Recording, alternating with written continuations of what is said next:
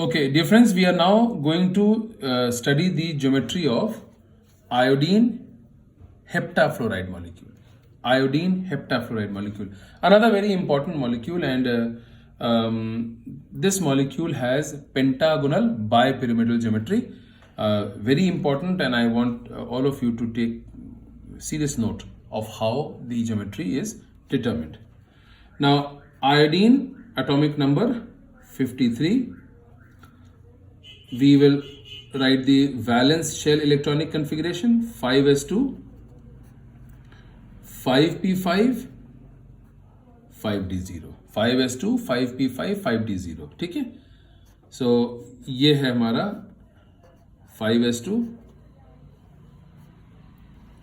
Okay, ये है हमारा 5p5 और ये है हमारा 5d0। और आप देखिए कोवेलेंसी बराबर 1। Why covalency equal to 1? Because iodine has only one unpaired electron in the valence shell. Now please see here, iodine is associated to 7 fluorine atoms. बड़ी इंपॉर्टेंट बात है ये। आयोडीन 7 फ्लोरीन एटमों से जुड़ा हुआ है, इंटर हैलोजन कंपाउंड है ये। 7 फ्लोरीन एटम के पास कुल मिला के 7 अनपेयर्ड इलेक्ट्रॉन है, क्योंकि एक फ्लोरीन के पास एक अनपेयर्ड इलेक्ट्रॉन, तो 7 के पास 7 अनपेयर्ड इलेक्ट्रॉन्स। इसका मतलब आयोडीन हेप्टाफ्लोराइड मॉलिक्यूल के बनने के लिए आयोडीन के पास भी वैलेंस शेल में 7 अनपेयर्ड इलेक्ट्रॉन कम से कम होना चाहिए, जो कि ग्राउंड स्टेट में अवेलेबल नहीं है। सो क्या होगा? Iodine will move to the first excited state. और जब आयोडीन फर्स्ट एक्साइटेड स्टेट में जाएगा, यहां गौर से देखिएगा, तो 5p का ये वाला जो इलेक्ट्रॉन है, इसकी अनपेयरिंग होगी, ये यहां चला जाएगा। सो ये है 5s2,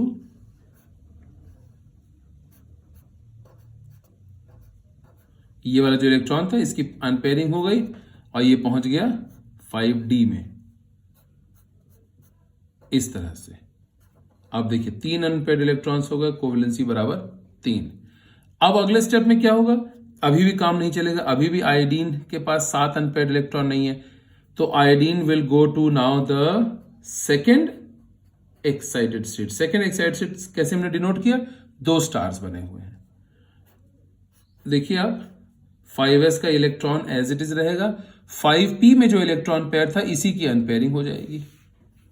सो ये 5p था, ये इलेक्ट्रॉन पेयर था, इसकी अनपेयरिंग हो गई। 5d में पहले से एक अनपेयर्ड इलेक्ट्रॉन अवेलेबल है, अब दूसरा आ गया। ये दूसरा कहां से आया?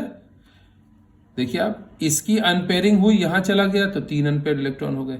इसकी अनपेयरिंग हुई, यहां चला गया, 5 अनपेयर्ड इलेक्ट्रॉन हो गए। अब देखिए, iodine in the second excited state has covalency equal to 5 because iodine has 5 unpaired electron. काम अभी भी नहीं चलेगा।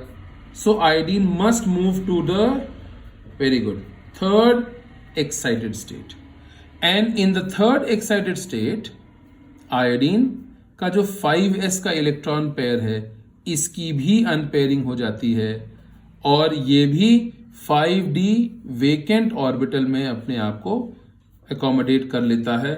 तो ये 2 अनपेयर्ड इलेक्ट्रॉन थे, अब ये तीसरा अनपेयर्ड इलेक्ट्रॉन हो गया। Now you see, iodine in the third excited state has 1, 2, 3, 4, 5, 6, 7 unpaired electrons, covalency equal to 7। अब आयोडीन हेप्टाफ्लोराइड मॉलिक्यूल के बनने का प्रोसेस शुरू हो जाएगा। पहला इलेक्ट्रॉन, पहला फ्लोरीन, दूसरा इलेक्ट्रॉन, दूसरा फ्लोरीन, तीसरा इलेक्ट्रॉन, तीसरा फ्लोरीन, चौथा इलेक्ट्रॉन, चौथा फ्लोरीन, पांचवा इलेक्ट्रॉन, पांचवा फ्लोरीन, छठवां इलेक्ट्रॉन, छठवां फ्लोरीन, सातवां इलेक्ट्रॉन, सातवां फ्लोरीन। और ये जो 7 हैं, ये 7 सिग्मा बॉन्ड्स हैं।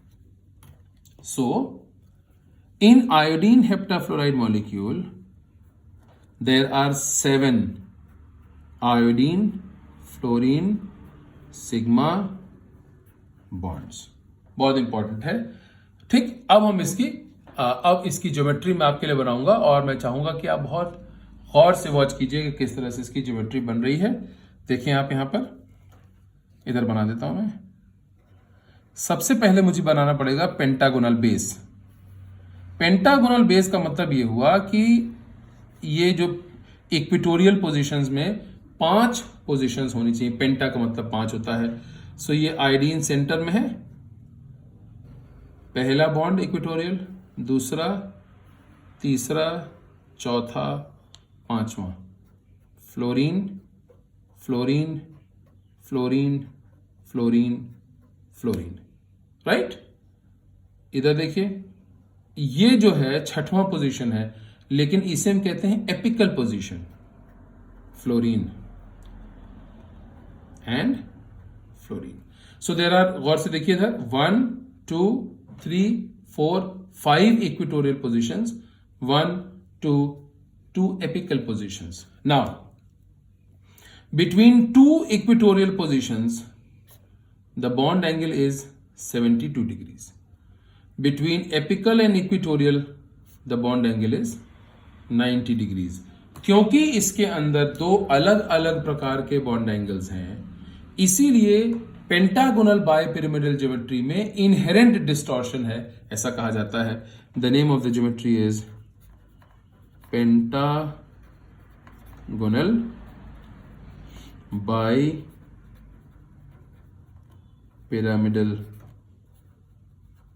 geometry. Pentagonal bipyramidal geometry. So student, this brings us to the end of the geometry determination for iodine heptafluoride molecule. I am leaving the screen like this so that you can take a screenshot and please study the geometry in great detail. अच्छे से पढ़िएगा and I hope you will be able to understand it. Thank you very much.